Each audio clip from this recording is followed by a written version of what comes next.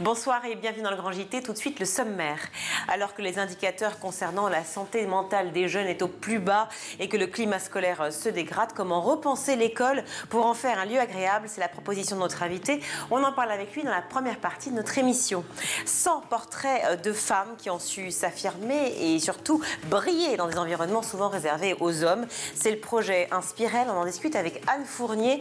Elle est présidente et fondatrice de Eurofrance. Dans son panorama cette semaine, Shirley Adélaïde vous parlera de la disparition d'une fréquence radio, celle de Move, longtemps considérée comme la fréquence des jeunes du service public. Mais avant cela, place au sujet du jour, des coûts psychiques et financiers de plus en plus lourds en ce qui concerne la santé mentale des adolescents, une bombe à retardement de notre société, dit même Guillaume Abitbol, entrepreneur et président de la fondation Link. Il sera avec nous tout de suite pour faire un état des lieux de cette santé mentale.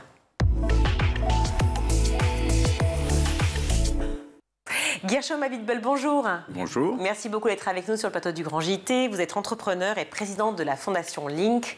Link, c'est une application pour lutter contre le harcèlement scolaire, malheureusement qui fait toujours rage aujourd'hui, et la dépression des jeunes qui est de plus en plus forte, qui atteint des chiffres records. Mais Link, c'est avant tout une affaire de famille. On raconte l'histoire. Allez, on la raconte rapidement. En fait, Link, c'est né de ma fille et de l'histoire de ma fille qui a eu beaucoup de difficultés pendant son adolescence, donc qui a accumulé à peu près beaucoup de troubles, la dépression, les troubles alimentaires, les risques suicidaires, donc beaucoup de difficultés.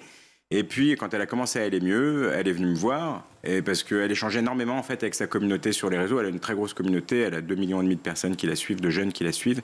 Elle me disait, papa, il y a trop de problèmes en fait. Mon problème, ça permet aux autres de parler et de dire un petit peu aussi ce qui se passe chez eux et dans leur tête. Et elle m'a dit, il faut qu'on fasse un truc pour les jeunes. Voilà, donc moi qui avais fini de travailler sur mon métier précédent, avec des compétences tech, elle m'a dit, papa, il faut qu'on fasse un truc. Il faut qu'on fasse une appli. Et voilà, et l'appli est née de ça. Et c'est d'abord une appli de prévention. Une appli de prévention, une appli pour les jeunes, vous le dites clairement, enfin elle le dit Miel clairement, mais c'est aussi une appli pour recréer le lien entre les adultes et les jeunes. Est-ce que vous avez l'impression que ce lien s'est complètement distendu ou est-ce que c'est un phénomène de société qui est juste là précisément en ce moment? Le lien, il est très compliqué aujourd'hui dans beaucoup de familles. On a en fait une génération, la génération Z, qui se sent complètement incomprise et rejetée par la génération adulte. C'est-à-dire qu'on est très méprisé quand on est jeune. On le voit encore dans l'actualité où on vient mettre la responsabilité de tous les problèmes du monde sur les réseaux sociaux. Tout vient du téléphone. C'est-à-dire qu'à aucun moment, on se questionne sur nos jeunes, quelles sont leurs aspirations pour le futur. Le problème, c'est que nos jeunes, ils ne se représentent pas, ils n'arrivent pas à se projeter dans l'avenir parce qu'on leur a donné un monde compliqué où finalement, on ne fait que les réduire, on n'entend pas leur volonté de changement. Ils aspirent à donner du sens à leur vie, ils aspirent au bien-être, ils aspirent à mener une vie heureuse. Tout ce que nous, on n'a pas fait. Vous avez lu la tribune de Gabriel Attal hier? Oui, je l'ai lu. Je souris. Il y a des choses qui m'ont fait rire parce que, voilà, quand on dit qu'on doit s'inspirer de la Chine, parce que la Chine, c'est un modèle sur le contrôle des réseaux sociaux, j'ai peur. Je veux dire, la Chine, c'est une dictature. On ne va pas se mentir. Ça ne peut pas être notre modèle, la Chine. C'est pas possible. Ou quand on dit qu'il faut mettre des couvre-feux numériques, qu'il faut interdire les réseaux moins de 15 ans, puis pour les 15-18, pas plus d'1 heure par jour. Mais on ne peut pas laisser les parents travailler et au contraire accompagner les parents dans le suivi et l'accompagnement de leurs jeunes. C'est pas à l'État de réglementer ce genre de choses. C'est pas leur rôle. Et surtout, est-ce que c'est réalisable? C'est surtout qu'on est juste, d'abord c'est très compliqué à réaliser, mais on est simplement en train de masquer les vrais problèmes. Le vrai problème des jeunes, c'est pas les écrans. Les écrans, le problème c'est qu'en fait, finalement on ferme les yeux, on fait comme s'ils n'y étaient pas, au lieu d'aller regarder, de s'intéresser à leur monde et de les accompagner sur un usage responsable et averti des réseaux sociaux et du numérique. Ils ne sont que l'illustration finalement des problèmes qu'ils rencontrent. Exactement. Mais en fait, pour eux, les réseaux, c'est un révélateur. C'est ça en fait le sujet. Les réseaux, ça permet de comprendre que finalement, on n'est pas le seul à vivre ce genre de problème. Ça permet de comprendre que telle ou telle situation n'est pas normale. Voilà, simplement, ça éclaire les jeunes et c'est pour ça qu'aujourd'hui, ils sont en demande d'un certain changement. Et nous, on doit, nous, adultes, se remettre en question et se dire, est-ce qu'ils n'ont pas finalement raison? Et moi, je vous assure, ils ont raison. Oui, ils ont raison et on va le détailler ensemble. La santé mentale des jeunes, c'est un vrai sujet. On en a parlé beaucoup ici sur le plateau du Grand JT et bien entendu chez tous mes confrères. Une enquête réalisée en avril par l'assurance maladie indique qu'un adolescent sur 7 présente de graves risques de dépression. Moi, j'ai quand même un chiffre en tête qui est 64% des jeunes qui sont en dépression. Donc bon, je ne sais pas si on est loin entre l'assurance maladie et la réalité des chiffres, mais clairement, en tout cas, un quart d'entre eux a eu des pensées suicidaires au cours des 12 derniers mois. Donc, est-ce qu'on est uniquement face à une réalité d'une société qui, j'imagine, comme pour vous, comme pour moi, évidemment, nous fait peur, nous inquiète, nous angoisse, ou est-ce que c'est encore un mal bien plus profond? En fait, alors pour vous donner quand même les derniers chiffres qui sont sortis, c'est de Santé publique France, on a 32% des lycéennes qui ont eu des idées suicidaires au cours des 12 derniers mois, donc 1 sur 3, ce qui est beaucoup énorme. de scarification aussi. Alors ça, c'est devenu assez banalisé. Banalisé complètement. C'est devenu assez banalisé. En fait, est-ce que la situation a réellement changé? J'en suis pas sûr. Simplement, aujourd'hui, on n'accepte plus finalement, de grandir sur le modèle des adultes. Voilà, c'est ça en fait le sujet. À notre époque, ça fait un peu, oui, c'est ça, on peut le dire. En fait, on n'avait pas de choix. On n'avait pas de référence à l'extérieur de notre modèle familial. Donc finalement, on se pliait à un modèle qu'on nous imposait. Et là, on a une résistance chez les jeunes qui disent « Nous, votre modèle, on n'en veut pas parce qu'on vous voit, vous, parents, on vous voit divorcé, on vous voit malheureux au travail, on vous voit en burn-out, on vous voit prendre des anxiolytiques et on ne veut pas cette vie. » Est-ce qu'on peut leur reprocher? Est-ce qu'on est un modèle pour eux? C'est ça la question qu'il faut se poser. Plutôt que de les stigmatiser en permanence, est-ce que nous, on est réellement un bon modèle pour eux? Est-ce qu'on n'est pas finalement responsable de cette situation? Et est-ce qu'eux n'aspirent pas à une société meilleure? Et dans ces cas-là, on doit, nous, accompagner ce changement générationnel. Alors même j'irais plus pour poursuivre votre réflexion. Est-ce qu'on ne devrait pas se faire coacher, si je puis dire, par nos enfants pour avoir, nous, une nouvelle mentalité et regarder la vie autrement? C'est la société, une société différente. C'est la société dans sa globalité qui doit s'adapter. Nous, on le voit au travail, par exemple. Moi, j'entends des entrepreneurs, généralement dans des grandes entreprises, qui disent on ne veut plus recruter de Gen Z. Parce qu'ils sont génération de feignants, etc., etc. Mais je leur dis, mais dans 10 ans, vous allez recruter qui? Parce qu'il n'y aura plus qu'eux. D'autant plus qu'une dernière enquête, une autre, il y en a 1000 qui sortent par jour, mais une dernière enquête, on a fait une émission dessus hier ou avant-hier, relève qu'en fait les jeunes sont au contraire très très très préoccupés par leur travail et ont le sens de la valeur travail. Donc en fait ce sont des préjugés complets sur les jeunes. On les réduit, et on voit dans les startups par exemple chez nous, les jeunes ils sont hyper engagés, il n'y a aucun problème. Je veux dire, ils travaillent, ils s'engagent encore plus que si c'était leur propre entreprise. Donc finalement, et c'est pareil à l'école, si on leur donne du sens à l'école, ils vont s'engager dans le travail. Aujourd'hui, l'école ne correspond plus au modèle de 2025. Oui, parce que alors justement, parmi ces raisons, il y a une autre raison, enfin une des raisons en l'occurrence, c'est celle de la phobie scolaire. Une phobie scolaire, on va très loin, on n'est pas dans l'idée de je ne veux pas aller à l'école, on est vraiment dans une phobie, donc on est paralysé, c'est peut-être ce qu'a vécu votre fille, je ne sais pas, mais c'est une situation très grave. Est-ce que cette phobie scolaire, elle est liée au manque de pédagogie? Est-ce qu'elle est liée, vous parliez de sens par rapport à l'école? Comment il faudrait la revoir? Il y a beaucoup de choses à revoir à l'école et on a fait beaucoup de propositions. Vous savez, on a rencontré il y a une quinzaine de jours les conseillers du président de la République.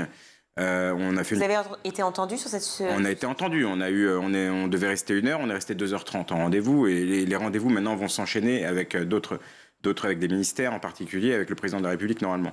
Le sujet de l'école, c'est un sujet qui est extrêmement important. Pour le point de départ, aujourd'hui, la plus grosse source de stress chez les jeunes, c'est l'école. Il y a une enquête d'OpinionWay qui est sortie pour la Fondation Ramsay Santé. On a fait une table ronde avec eux récemment, indiqué que pour 63% des jeunes, c'était leur principale cause de stress. Ouais. Donc, classé numéro 1. Pourquoi l'école ne correspond pas aujourd'hui aux jeunes? Parce qu'on a un problème de programme. À quoi sert l'école? Quels sont les acquis qu'on doit avoir à la sortie de l'école, à la sortie du lycée, et peut-être se recentrer sur l'essentiel. Aujourd'hui, on fait beaucoup mal. Il faut peut-être faire un peu moins, mais mieux. C'est vrai que quand vous parlez de moins ou de plus, il y a cette notion de temps en fait.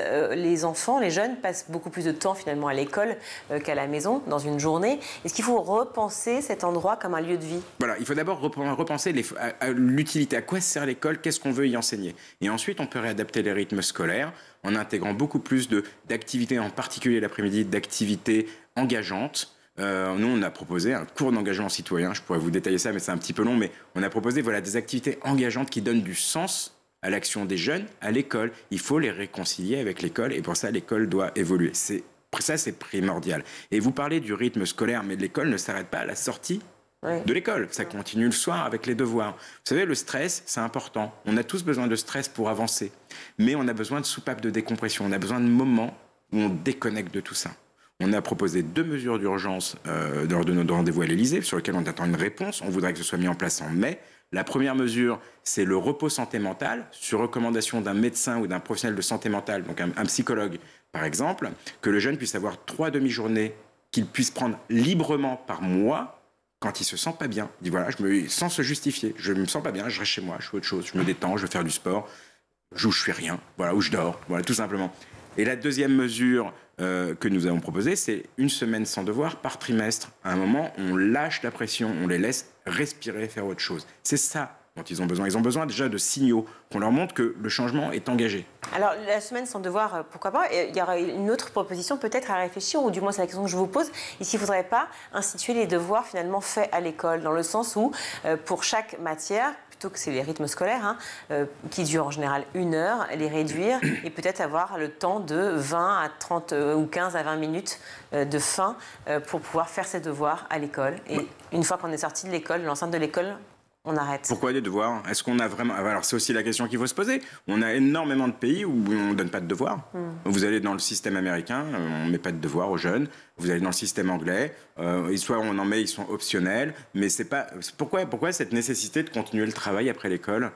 Je veux dire, ce qui est bien, c'est de pouvoir cloisonner. C'est comme vous, quand vous rentrez chez vous, vous n'avez pas envie d'avoir du travail encore qui revient chez vous quand vous êtes avec votre famille. Ben, c'est exactement pareil pour le jeune. Pourquoi ne pas cloisonner un petit peu les espaces? À l'école, on travaille. Pourquoi faire des devoirs? On peut avoir des instants de révision, évidemment. Mais en effet, ce serait mieux que ce soit fait à l'école parce qu'il y a un vrai problème aussi. On pense aux familles qui sont en précarité, où on a plusieurs enfants dans des petits espaces qui n'ont pas d'endroit pour travailler. Ça, c'est un vrai sujet aussi. Alors, peut-être pas comme Gabriel Attal, mais vous dites quand même qu'il y a une nécessité d'accompagner les jeunes dans le numérique, clairement. Absolument. De peut-être savoir utiliser le numérique, savoir ce que l'on regarde, qui l'on regarde. Et la question que je vais vous poser aussi, puisque votre fille donc, a une très grande communauté, vous l'avez dit, sur le numérique, sur tous les réseaux, TikTok, Instagram et autres, est-ce qu'ils ont eux-mêmes, effectivement, les créateurs de contenu, une énorme responsabilité vis-à-vis des jeunes? Elle est considérable. En fait, on peut même pas parler de responsabilité, ils ont un rôle sociétal à jouer. C'est-à-dire qu'ils sont les seuls aujourd'hui capables de passer des messages aux jeunes. Les messages du gouvernement sont inaudibles pour les jeunes. Les messages des adultes sont inaudibles puisqu'il y a cette rupture générationnelle. Les jeunes n'entendent pas les adultes. Ils entendent leurs créateurs de contenu. Et donc, ils sont beaucoup à être prêts à s'engager et à s'engager avec nous. On fait beaucoup d'événements avec des créateurs de contenu qui se mobilisent très facilement, bénévolement, pour passer aussi des messages de prévention. Mais l'idée, encore une fois, c'est toujours de partir d'un principe. On a tous un capital santé mentale et on doit en prendre soin. Si on va bien, pour rester bien, il faut prendre soin de sa santé mentale. Si on va mal, il faut se faire soigner, se faire accompagner pour justement arriver à rebasculer du bon côté. Mais c'est cet esprit de prendre soin de soi. Voilà, c'est cette culture qu'il faut développer. On leur dit, faites du sport pour prendre soin de votre corps, faites attention à ce que vous mangez. Mais à aucun moment on leur dit, faites attention à votre esprit, à votre tête. L'un va pas sans l'autre, en fait. Alors disons qu'on le dit souvent, mais peut-être pas de la bonne manière, effectivement, et c'est très souvent, lâche ton portable, tu es toujours sur ton portable. Invective. Voilà, permanente. invective permanente. Il y a un problème de dialogue intergénérationnel? Complètement. Les parents sont... Vous savez, les parents... Moi, je m'en rends compte, avec le recul. J'ai mal jugé un certain nombre de choses chez ma fille quand elle a eu ses difficultés, au début en tout cas au début, parce qu'on n'est pas préparé, puis surtout on est ultra culpabilisé en tant que parent. On vous met une pression de dingue. Là, alors maintenant il faut interdire toute forme d'écran jusqu'à 6 ans. Mais allez expliquer ça aux parents qui travaillent, qui peuvent pas être tout le temps derrière leurs enfants. C'est très compliqué. En fait, on va vous dire, vous êtes des mauvais parents. On va vous culpabiliser et c'est très compliqué de faire ça, je trouve. Je trouve que c'est pas constructif. Il faut au contraire accompagner les parents pour qu'ils aient en fait les outils pour pouvoir accompagner également eux de leur côté leurs jeunes. Et les écrans, alors en effet, très jeune, c'est pas bon, on le sait, mais si nous quand on était petits, on avait un peu d'exposition à la télévision, c'était pas non plus un problème. C'est la manière dont on consomme, la quantité qu'on consomme, et comment on perçoit ce qu'on consomme et ce qu'on fait à côté. C'est une question d'équilibre, en fait. Ça sert à rien d'être tout le temps dans la restriction et l'interdiction. Il n'y a rien de pire. Mais est-ce que c'est pas la faute aussi des réseaux sociaux, ça, cette image des parents parfaits, de la mère parfaite, du père parfait? Non. Qui sont réalistes, ne s'énervent jamais, sont toujours dans un truc très positif, sont extrêmement performants, en fait. Non, c'est le mot qui pose problème, performant. Vous voyez, c'est ce qui met la pression aux jeunes, ce mot, performant. Mais aux parents aussi. Aux parents aussi. Mais c'est pour ça, Julie, on ne cesse... En fait, c'est pas les réseaux sociaux, c'est les pouvoirs publics. Ils ne cessent de les culpabiliser. En gros, ils disent, vous n'êtes pas capable, on va gérer vos enfants à votre place. C'est ça, en fait, le discours. C'est-à-dire que l'école, l'éducation nationale va prendre le relais sur beaucoup de transmissions qui sont censées venir de la famille. Donc, vous, par exemple, vous prêcheriez pour l'instruction nationale et l'éducation parentale, c'est ça? Alors, je pense que non, l'école peut jouer un rôle parce que on peut y avoir des familles où c'est plus compliqué. Moi, je pense en particulier, encore une fois, vous savez, on est dans un pays où il faut inclure tout le monde. Il y a beaucoup de familles précaires ou des familles monoparentales. Une maman seule qui a 3 enfants, qui travaille toute la journée, qui rentre, elle peut pas tout faire. Techniquement, elle n'est pas aidée en fait. Elle n'est pas aidée et l'école peut être un relais sur un certain nombre de sujets. Ça c'est plutôt une bonne chose. Par exemple, nous, on a proposé la création, on travaille dessus, de cours sur l'usage du numérique, donc des réseaux, de l'intelligence artificielle, la pornographie sur Internet, voilà, pour sensibiliser les jeunes. Ça peut être fait à l'école, sous forme de débat, etc. C'est tout à fait adapté, si vous voulez. Mais on ne peut pas dire aux parents, laissez-nous faire, on va tout faire pour les enfants. On les détache de leur rôle d'accompagnement et d'éducation de leurs enfants. Ça, c'est pas bon. Et surtout en les culpabilisant. Ça, c'est encore pire. En gros, il faut être le méchant parent qui interdit tout. Enfin, ça, vous savez, l'éducation par l'interdiction, ça n'a jamais très bien fonctionné. Link, ça a été élaboré, donc, je disais, par votre fille et vous-même. Et le docteur, clairement. Voilà, justement, vous avez été accompagné donc, par des médecins, par des psychiatres. Alors, on est associé dans le projet donc, avec le docteur Clermont, qui est médecin psychiatre, qui a été d'ailleurs la psychiatre de Miel pendant 4 ans, donc elle connaît très bien son histoire. Et puis, on est surtout vraiment très appuyé par beaucoup de professionnels de santé mentale, donc psychiatres, psychologues, neuropsy, qui sont tout à fait en faveur de notre projet. Pour eux, on est dans le bon. Le problème vient de là. Le problème vient vraiment de cette rupture générationnelle. C'est là-dessus qu'il faut travailler et c'est comme ça qu'on arrivera à résoudre le problème. Alors les accompagner, heureusement vous êtes là, heureusement qu'effectivement les médecins, les psys et autres sont là, bien entendu. Le problème c'est qu'il n'y en a pas assez, aussi bien dans les établissements scolaires que si on pense en termes de territoire, dans la ruralité, dans les petites villes, c'est très compliqué. Les rendez-vous sont loin, on sait à quel point c'est difficile et quand on a besoin de parler, c'est maintenant, c'est pas dans 6 mois. Les 6 mois peuvent être décisifs. 6 mois, vous êtes gentil. Voilà. On parle de 18 mois plutôt dans certaines régions. Bon, voilà, c'est encore pire. Est-ce qu'on est apte à soigner ces jeunes aujourd'hui? En fait, on a un système de santé qui est dans un état assez compliqué. Alors, un système de psychiatrie qui est dans un état très délabré, on le sait. D'accord ? C'est pas quelque chose qu'on va résoudre instantanément. C'est compliqué de redévelopper des ressources en psychiatrie et en soins. Il y a aussi un problème d'accès aux soins en termes de coûts. Il ne faut pas oublier. Ils ont mis mon soutien psy. C'est un bon début, mais ça va peut-être pas suffisamment loin. Le problème, notre mission à nous, c'est de faire en sorte qu'il y ait moins de jeunes qui aient besoin de soins. C'est ça notre mission. Vous savez, on a fait une enquête auprès de 16 000 jeunes. Là, il y a 3 semaines, 1 mois. On a fait une enquête auprès de 16 000 jeunes. Il y en a 37% qui disent se sentir mal ou très mal. Et on a 41% des jeunes qui se sentent moyennement bien ou moyennement mal, suivant comment on voit la chose. Ceux qui ont besoin de soins, il faut les accompagner. Mais ces 41% qui sont au milieu, il faut tout faire pour pas qu'ils basculent du mauvais côté. Parce que le moindre événement un peu difficile, ils vont tomber dans le mal-être. Et c'est ça le sauvetage du système de psychiatrie, c'est faire en sorte qu'il y ait moins de jeunes. C'est-à-dire que tout ce qui est évitable soit évité pour que le système de santé se concentre sur les pathologies non évitables. Un TDAH, il a besoin d'un suivi psychiatrique. Un autiste, il a besoin d'un suivi psychiatrique. Voilà. Eux, ils ont besoin, quelqu'un qui est en dépression en a besoin également. Faisons en sorte qu'il y en ait moins.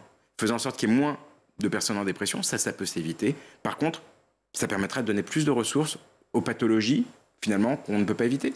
Oui, parce que effectivement, le système de santé, on le sait, dans une situation grave, on chiffre à 163 milliards d'euros les coûts supportés par la société française concernant la santé mentale et les troubles psychiques. Donc, ça paraît un peu rude de parler de moyens dans ces cas-là, mais il faut quand même le dire, la sensibilisation réelle permettrait de prévenir, en fait, justement ces troubles-là, à la fois, évidemment, les drames, mais aussi le gouffre financier dans lequel la sécurité sociale. Complètement. Mais moi, j'aimerais bien que le gouvernement nous fournisse le montant des dépenses de prévention en santé mentale en France.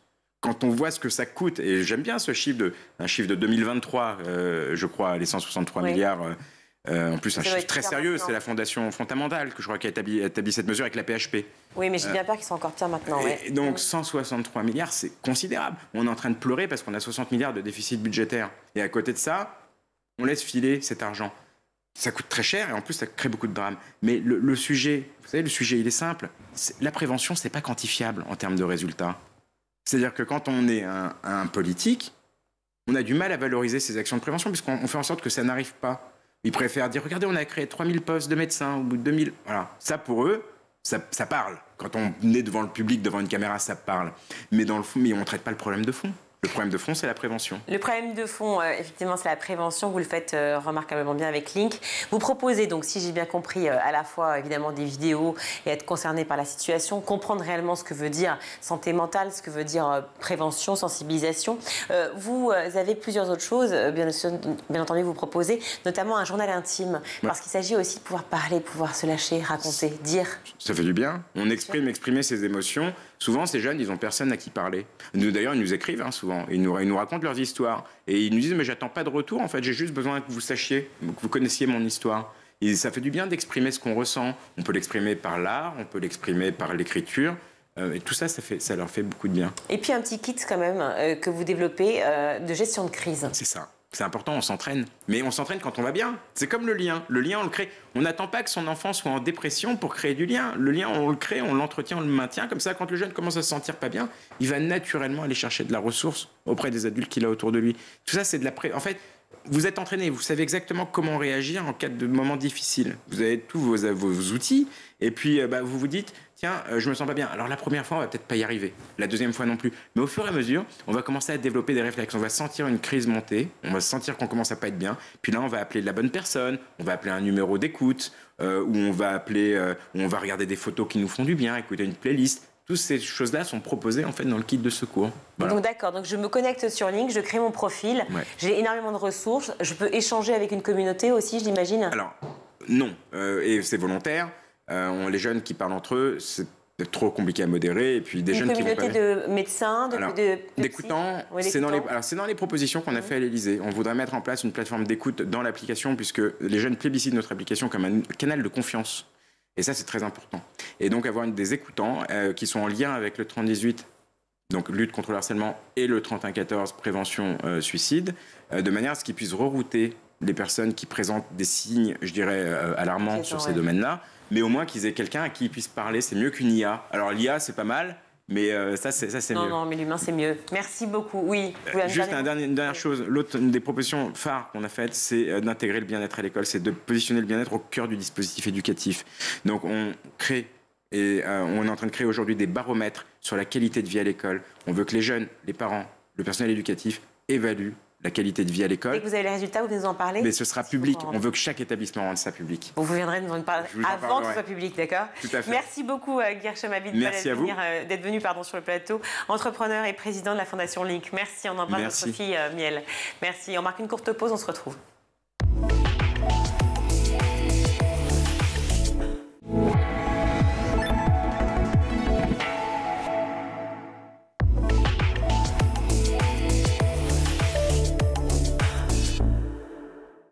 De retour dans le Grand JT, je suis ravie d'accueillir Anne Fournier. Bonjour. Bonjour, merci de m'accueillir. Mais je suis ravie, merci à vous d'être ici. Vous êtes présidente et fondatrice de Eurofrance Association et vous venez nous parler de Inspire Elle. Alors Inspire Elle, évidemment, c'est un jeu de mots. Inspire pour l'inspiration, Elle pour E2LES, qui donc met en lumière des parcours exceptionnels de femmes qui ont su s'imposer dans des environnements souvent réservés aux hommes, en tout cas majoritairement masculins. De fait, ou alors parce que peut-être qu'il y aurait une petite ségrégation, ou qu'on ne serait pas totalement paritaire dans tous les métiers. Il paraît, chère Anne. Tout à fait. À travers 100 portraits inspirants sur 3 ans, vous avez créé une série où justement vous mettez en avant pas mal de métiers. On va en parler, on va y venir parce que c'est une série qui va peut-être permettre d'oser. C'est l'objectif. Oui. Alors, qu'est-ce qu'on va pouvoir y voir? Alors, on va voir dans cette série, en effet, des portraits de femmes inspirantes, mais je dirais des femmes accessibles, mais qui ont réussi quelque chose, qui ont un parcours un peu hors du commun, mais dans différents métiers et différentes fonctions. Il n'y a pas que des dirigeantes du CAC 40, et il y en a, bien sûr. Oui, bien sûr. Il n'y a pas que des présidentes du COMEX, il y en a très peu. Enfin, des présidents de CAC 40, il n'y en a que 2, donc sur les 40, donc c'est vite vu. Non, il y a des femmes, je dirais, de tous bords. Il y a des chauffagistes, il y a des plombières, il y a des entrepreneuses et en effet des dirigeantes aussi, du CAC 40, de L'Oréal par exemple, de la MGEN, enfin... de tous les types de métiers pour tous les types de fonctions. Et c'est ça l'originalité et la richesse. Oui, grande richesse, effectivement, surtout de briser les stéréotypes, parce qu'il y en a encore beaucoup trop. Il y en a encore beaucoup trop, issus de tous les milieux, des parents, pour être honnête, des enseignants, ils le savent, issus parfois même des jeunes eux-mêmes. Et c'est pour ça que nous, notre cible, ce sont les jeunes à partir de 12 ans, même donc dès le collège, puisque nous avons une grosse communauté éducative de par les événements éducatifs que nous organisons depuis 18 ans, qui s'appelle « Je filme le métier qui me plaît et je filme ma formation ».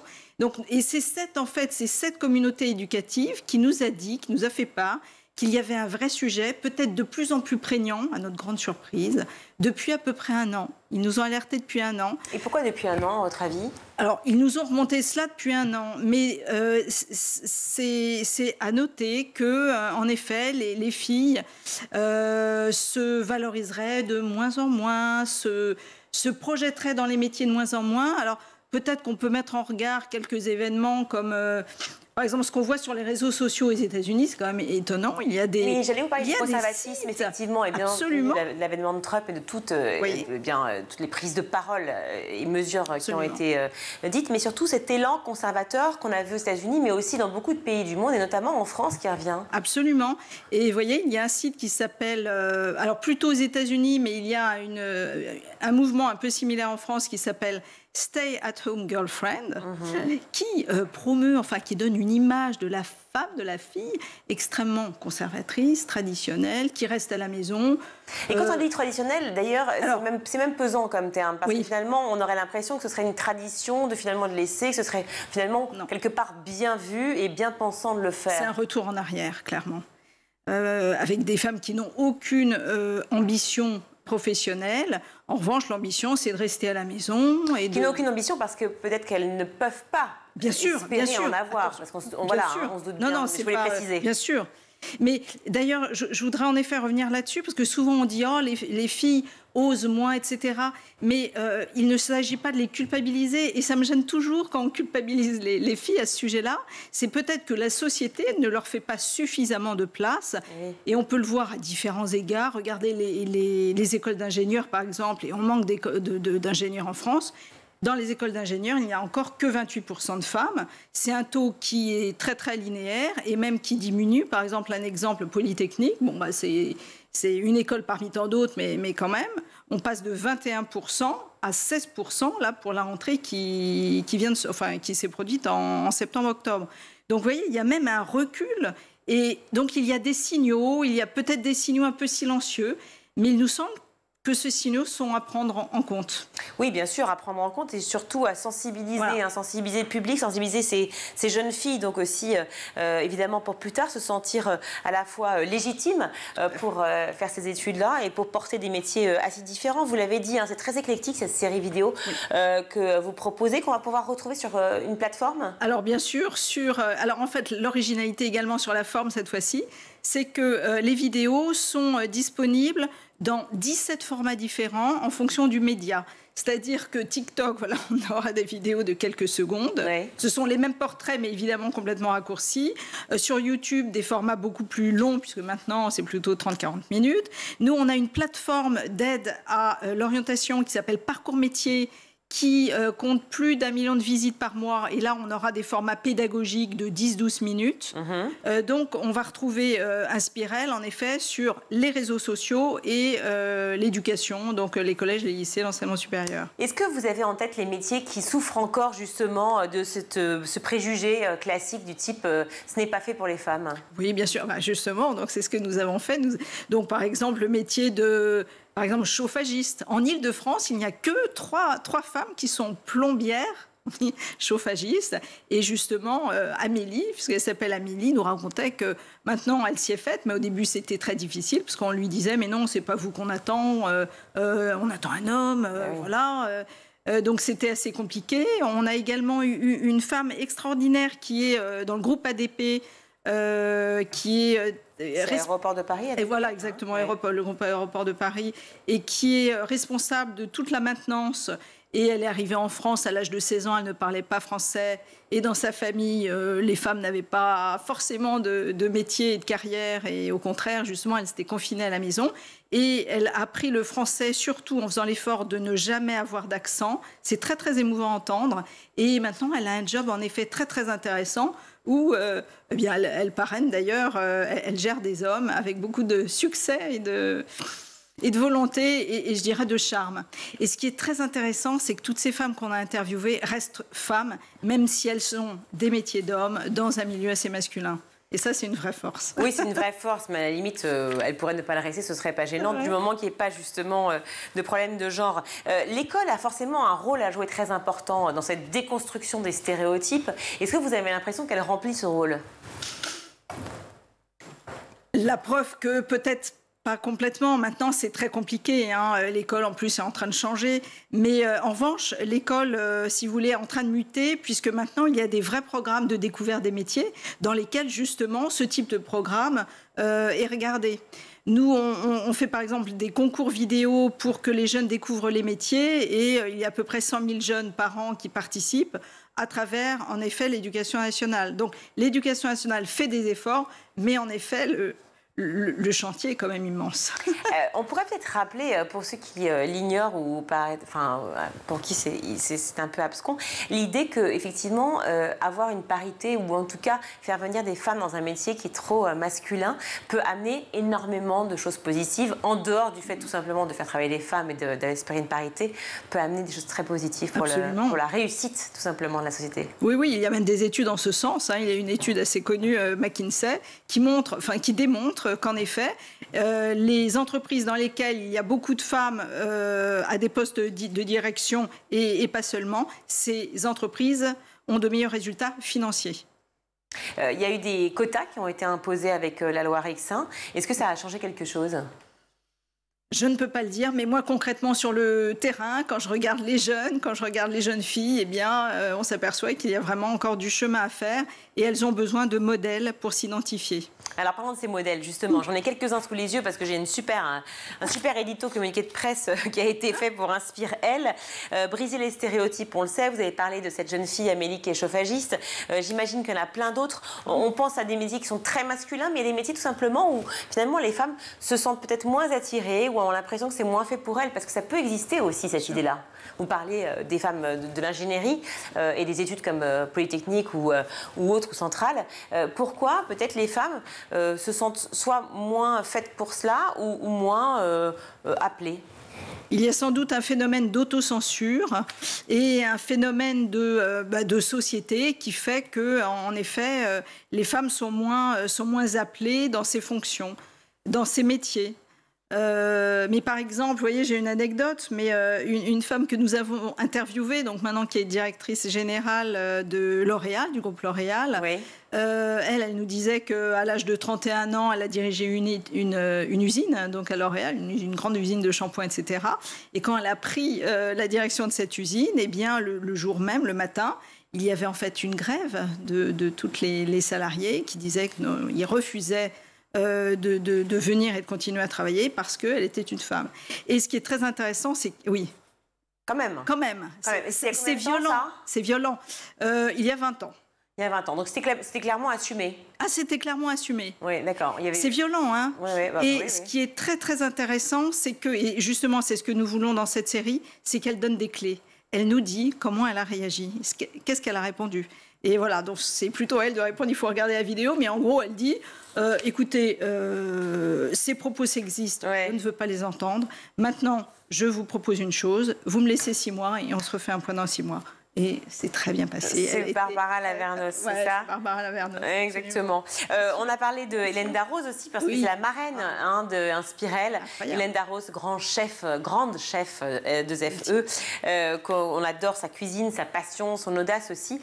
Mais pour bien connaître les chefs aussi et la gastronomie, pour présenter des émissions aussi de gastronomie, on sait à quel point elles ont dû avoir des rôles pas faciles, des moments pas faciles pour s'imposer. Oui, oui, tout à fait. Alors, elle nous dit avec beaucoup de douceur que, néanmoins, elle était tellement passionnée qu'il est évident qu'elle a dû lutter, qu'elle a dû combattre, mais en fait, sa passion passait un peu au-dessus. Oui. Et elle nous dit, j'ai vécu des choses très, très difficiles, mais finalement, à la limite, je ne les ai pas toujours bien vues. C'est à la limite maintenant que je m'en aperçois. Oui, c'est ça, c'est un moment un peu de décalage comme ça. Des portraits, donc il y en a une centaine, hein, je l'ai dit. Il va y en avoir, là pour l'instant il y en a 8. Oui. Il y en a 8, bon c'est déjà énorme. Amélie Colonna aussi, qui révolutionne la science aussi au féminin, pareil, c'est L'Oréal. Je vois Marie Haddad qui travaille donc pour ADP, vous l'avez cité. Aussi Nora Barsali, l'engagement, l'audace. Est-ce que c'est aussi par des biais qui sont des biais un peu peut-être pris de côté? L'engagement, on a l'impression que c'est quelque chose de quotidien et forcément ancré pour tout le monde, mais c'est pas forcément dit, c'est pas forcément mis en avant. Est-ce que peut-être ce serait une clé aussi pour les femmes aujourd'hui, les jeunes filles? Oui, oui, tout à fait. Ce serait en effet de faire un pas de côté et de trouver des moyens de s'engager par différentes voies. Sur ces pas de côté, il y a quelque chose qui me marque beaucoup sur la différence entre les femmes et les hommes. Alors, ce n'a pas vocation, ce que je vais dire, à être... il n'y a pas d'études chiffrées à l'appui, mais ce qui me fascine vraiment dans tous ces portraits de femmes, parce qu'on ne les a pas encore toutes filmées, mais on les a toutes rencontrées, enfin on a rencontré beaucoup, c'est qu'elles assument incroyablement leurs échecs. Et ça, c'est quelque chose qu'on retrouve beaucoup moins chez les hommes. C'est-à-dire que vous discutez avec Hélène Darroze, avec Barbara, avec toutes ces femmes... Spontanément, elles vous parlent de leurs échecs, comment elles les ont vécus, comment elles les ont surmontés et ce que ça leur a apporté. Et on trouve ça nettement moins spontanément chez les hommes. Alors, si on va les chercher, bien sûr, on trouve ça.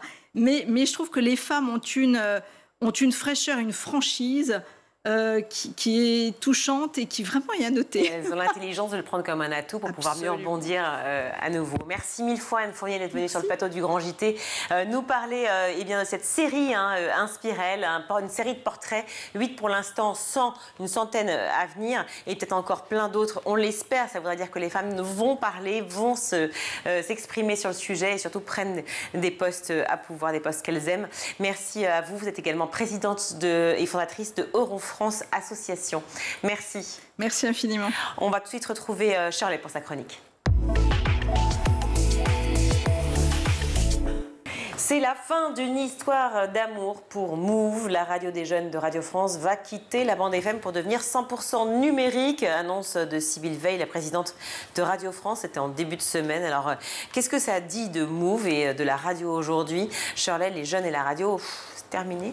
C'est triste à dire, mais oui, c'est un peu la tendance. Je dis c'est triste parce que moi j'ai grandi à la radio. Je sais pas moi aussi. Voilà. Oui. En tout cas, les jeunes. Vous avez grandi avec Move, moi forcément. je ne sais pas. En tout cas, les jeunes d'aujourd'hui écoutent beaucoup moins la radio qu'avant, surtout pour ce qui est de la musique. La faute principalement, on le devine, à l'existence de ces plateformes de streaming.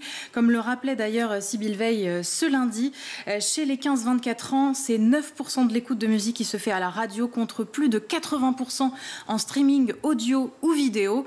Et puis, il faut le dire, les radios musicales perdent leur audience. Les derniers chiffres de Médiamétrie le montrent. Au premier trimestre 2025, toutes les musicales régressent à quelques exceptions près. Or, Move, c'est justement une radio essentiellement musicale et à destination des jeunes. Donc, c'est vraiment double peine pour cette radio. Alors, pour la nuance, il existe évidemment des radios musicales jeunes qui s'en sortent, plutôt dans le privé.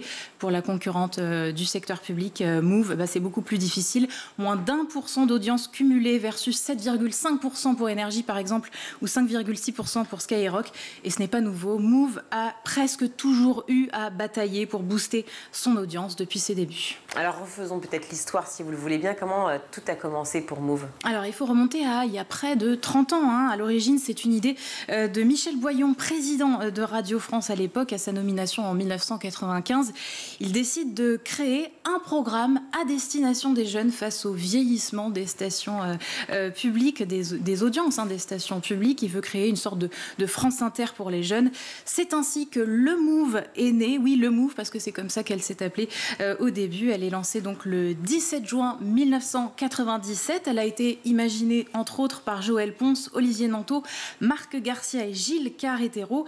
Alors avec quel ADN? Question très centrale parce que le Move a commencé avec une identité et puis il en a eu plein d'autres. Si on résume, au départ c'était une programmation musicale éclectique avec une petite sensibilité à la musique électronique et de l'info. Puis en 1999, gros virage vers du rock, avec un slogan qui clame la promesse « l'esprit rock ».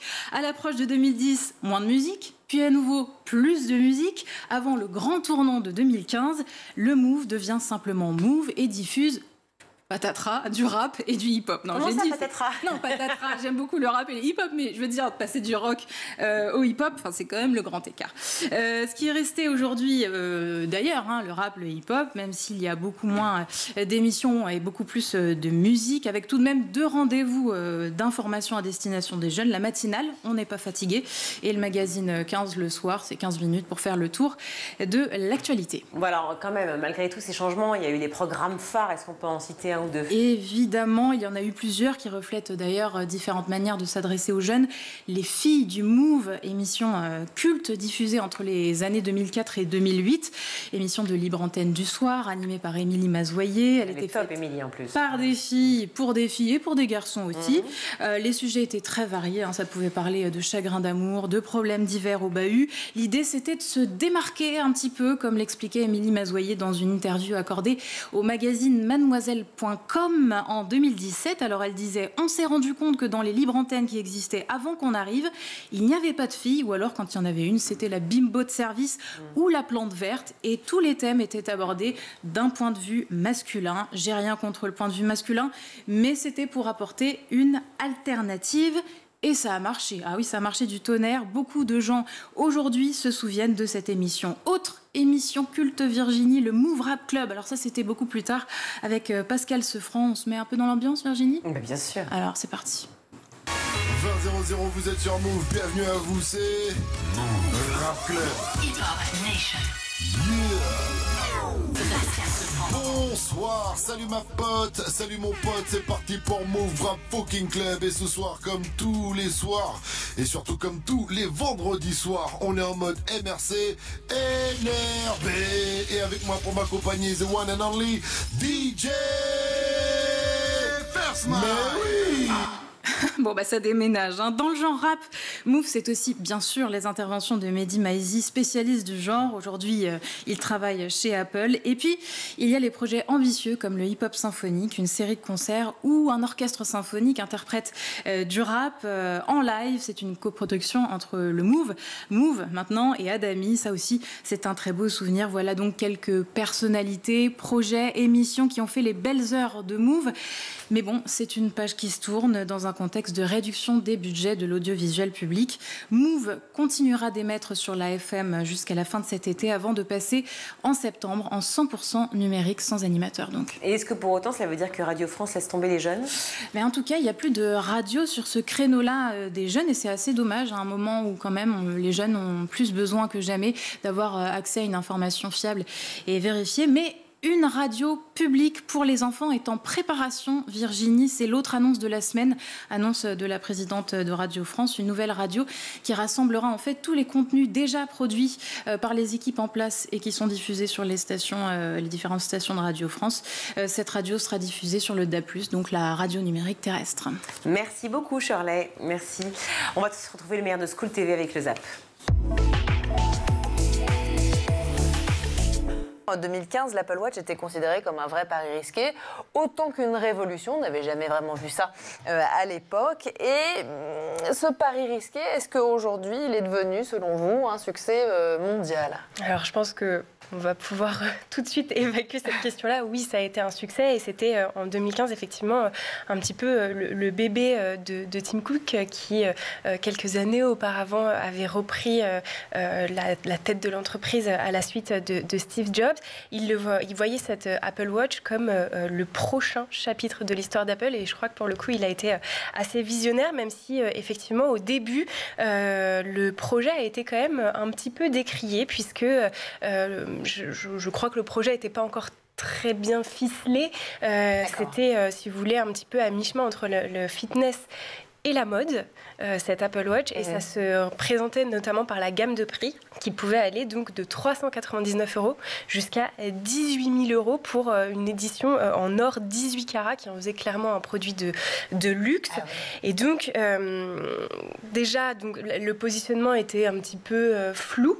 Et puis, au-delà de ça, surtout, même si le produit était en soi prometteur, il était quand même imparfait. Il y avait certains manquements, comme par exemple l'absence de GPS ou d'étanchéité, pardon. Il y avait également des lenteurs, etc. Et le vrai tournant, finalement, ça a été 1 an plus tard, en 2016, quand ils ont décidé finalement d'abandonner complètement cette stratégie de luxe, qu'ils ont plutôt parié sur la qualité du produit. Et puis de là, on a eu l'Apple Watch qu'on connaît aujourd'hui, avec un positionnement plutôt lifestyle, avec un App Store intégré pour avoir des applications sur la montre, et avec, par exemple, tout ce qui est bracelet interchangeable. Bref, ils ont développé tout un marketing autour de ce produit, et effectivement, encore une fois, c'est un succès. Pourquoi on est toujours aussi nul en maths? Comment? J'ai l'impression que ça fait des années qu'on a ces débats. Alors oui, bien sûr, là, il y a une nouvelle matière, il y a une nouvelle épreuve qui ne fait clairement pas l'unité. Culture mathématique, sans S. Pourquoi, à chaque fois, on fait partie des derniers dans les classements? Alors aujourd'hui, la problématique, c'est notre formation, à mon sens, qui devrait être, dès au plus jeune âge, maternelle, primaire, je pense que là, on doit accentuer notre formation. On a des grands mathématiciens en France comme M. Villani, médaille de Fields, qui préconise de remettre une formation un peu plus scientifique à nos enseignants. Donc il ne va pas falloir seulement penser à son orientation dès la maternelle? Non, je pense pas, c'est trop tôt. À mon avis, c'est trop tôt. C'est vrai que... comme le dit la ministre de l'Éducation, mais il va falloir aussi... Je pense que c'est au niveau de la formation. Pour les maths, c'est plus facile. C'est important de co-construire un programme pour apprendre avec des jeux, à mon sens, à cet âge-là. C'est quand on sort des bouliniers? Ouais, je pense qu'à mon avis, c'est apprendre avec des jeux, c'est plus facile pour eux de retenir. D'accord. Et arrêter d'être dans la théorie pure et dure sur la formation, surtout jeune. Effectivement, je n'aimais pas le cadre scolaire et je trouve que c'est dommage parce que après avoir terminé l'école, je me suis intéressé à tellement de choses qui ne m'intéressaient pas à l'école et je me suis demandé du coup, est-ce qu'il n'y a pas un problème avec le système scolaire? Et j'ai remarqué en même temps, il y a quelques années, quand je suis passé de l'autre côté du bureau en tant que prof... Mais qu'est-ce qui fait qu'on passe de l'autre côté du bureau alors qu'on n'a pas aimé le truc? Justement, essayer de réparer quelque chose, je pense. Ouais. Mais j'ai retrouvé la même frustration de la part des élèves, même quand j'essayais de me démener pour essayer de faire en sorte que le cours soit le plus intéressant possible et parfois amusant, en essayant de citer des références à la pop culture. Je me suis rendu compte qu'il y avait quand même une frustration... grande partie des élèves quand même. Alors, il y a toujours les élèves très sérieux qui suivent et qui sont assidus. Et du coup, la frustration du prof, parce que ça va dans les deux sens, si on sent les élèves s'ennuyer ou ne pas être heureux d'être là, le prof aussi risque de... Voilà, c'est la déprime qui guette à ce moment-là. Et je me suis dit, comment est-ce que je vais faire pour essayer de changer les choses? Et c'est là que je me suis mis effectivement sur les réseaux, d'abord YouTube, ensuite TikTok. Les humains se font de moins en moins nombreux, ça y est, ils sont minoritaires donc sur les réseaux sociaux, parce que pour la première fois en 2024, les robots, qu'ils soient malveillants ou légitimes, représentent 51% du trafic Internet mondial. C'est un basculement historique que peu d'internautes perçoivent au quotidien, parce que c'est vrai qu'on ne le voit pas forcément. Comment est-ce qu'on en est arrivé là, sans justement que le grand public s'en aperçoive vraiment? Parce que les bots ont toujours fait partie finalement du fonctionnement d'Internet. Il faut différencier déjà le fait qu'on a deux types de bots. On va avoir les bots légitimes, donc qui ne sont pas un problème et qui sont utilisés en fait au quotidien sans que l'on s'en rende compte, qui sont utilisés par exemple pour des tâches d'indexation des sites, pour la surveillance des performances de certains sites web ou encore pour la collecte de données pour des analyses statistiques. Donc ça, il n'y a pas de souci, ça a toujours existé et c'est même essentiel. Et puis de l'autre côté, on a ce qu'on appelle les bots malveillants. Et là, c'est un peu plus problématique, qui sont engagés donc dans des activités plus nuisibles, telles que, comme vous l'avez dit, le vol de données, le spam, les attaques par déni de service et la prise de contrôle de certains comptes. Et aujourd'hui, ce qui est problématique et dont on ne s'est pas forcément rendu compte et dont le grand public en fait ne se rend pas compte, mais qui a de véritables conséquences sur la manière dont ils sont en sécurité ou non sur Internet, c'est le fait que les bots légitimes, on voit leur présence diminuer sur Internet, c'est-à-dire qu'en 2023, on en avait 20% sur le trafic. D'accord. En 2024, on n'en a plus que 14%. Ah oui. Au contraire, les bots malveillants, eux, en 2023, ils représentaient que 19% du trafic. Et en 2024, ils en représentent 37%. Donc il y a un véritable déséquilibre qui se crée. Ouais. Et c'est là toute la problématique. Est-ce que sur les maths, du coup, il faut, plus que jamais peut-être sur cette matière, un espèce de contrôle continu pour faire comme vous, pour faire une évaluation un peu quotidienne? Parce que c'est vrai qu'on en parlait juste avant l'émission avec Alix, et oui, ça nous a marqué les maths. T'as l'impression que dès que t'as raté une ou deux leçons, t'es largué, quoi. T'es foutu. En fait, ce qui est bien, je prends l'exemple des Allemands. Ils ont un système qui est très intéressant. En fait, ils ont un contrôle continu comme le nôtre, mais beaucoup plus axé sur le projet. Donc, ils font un contrôle continu comme nous, mais très régulier. Et ensuite, les professeurs, à partir des compétences non maîtrisées, refont un cours à toute la classe sur les notions non maîtrisées de la classe. Et donc ça permet en fait d'avancer. C'est tellement logique. Et donc ça, mais l'avantage, c'est qu'ils ont un peu plus de... C'est tellement loin, l'Allemagne, mon Dieu. Et je ne vous parle pas de la Finlande. Eux, ils sont dans le futur, ils ont dit alors on va se faire mal. Qu'est-ce qu'ils font, la Finlande? Eux, c'est des groupes de 15, par défaut, en cours. Ouais. Et c'est le même schéma. Mais ils ont toujours des évaluations, mais toujours à positivité. En fait, c'est toujours positif. 15, du coup, avec on les met un peu par niveau, j'imagine, c'est ça? On les met par niveau, parce effectivement. On disait, en France, on est 30. Mais là, ils les mettent par niveau, mais après, l'idée, c'est surtout de s'assurer que le groupe avec lequel on travaille avance au même homogène. rythme. Voilà. Ouais. Et donc là, c'est super pratique, mais là, ils sont 15. Mais c'est-à-dire un test à raison d'une fois par semaine? En fait, ils ont globalement tous les 10 jours minimum une interro. Et derrière, on n'avance pas sur les notions N+1, donc les notions suivantes, tant que les notions qui n'ont pas été vues ne sont pas tous actées par le groupe. L'école, il en est question, justement, dans Ma vie a-t-elle un sens et autres questions philosophiques du quotidien. Vous lui consacrez un chapitre au titre assez provocateur. L'école sert-elle encore à quelque chose? Si je vous renvoie la question. Oui, c'est vrai, on peut se poser la question parce que quand on voit les élèves qui ont autant envie d'aller vers les vidéos, je crois que, c'est vrai que le titre est provocateur, je crois qu'il est de mon éditeur, c'était pas le mien. Voilà. Vous l'assumez quand même. Je l'assume complètement, mais il ne faut pas entendre dans cette provocation autre chose qu'une invitation à changer l'école et à modifier notre pédagogie et non pas à l'abolir ou à disqualifier. Ce qui se passe entre un enseignant et des élèves, c'est fondamental et c'est ce que je dis dans le chapitre. Donc il ne faut pas, on va dire, se tromper à cause de ce titre. Mais effectivement, je pense qu'il faut changer les choses. C'est comme disait Ken Robinson, changer l'école. Parce que il y a quelque chose dans la création de contenu qui montre que finalement, les élèves sont attirés par le savoir. Et il y a quelque chose dans le système scolaire, malgré toute la bonne volonté, malgré tous les efforts des profs, les collègues c'est pas du tout c'est pas du tout du mal que je dis des collègues, au contraire, c'est la structure. Qui ne fonctionne pas. C'est la structure. Comme on sait dans le structuralisme, on est avant tout le produit de structure. Et la structure du système scolaire fait en sorte qu'il y a une certaine pesanteur qui est parfois très difficile, dont il est difficile de se libérer. Voilà pour notre émission. Merci à vous tous de nous avoir suivis. Merci à toute l'équipe. Aujourd'hui, à la réalisation, c'est Théo Boscar, le son Saïd Mamou, le maquillage Laure Edmond, Laura Gérard et Mafer à la rédaction. Charlotte Adélaïde, aussi journaliste sur l'émission. Merci à vous d'avoir été avec nous. Très bon week-end, chère Charlotte. Merci à vous aussi. On se retrouve la semaine prochaine, dès lundi. Ciao.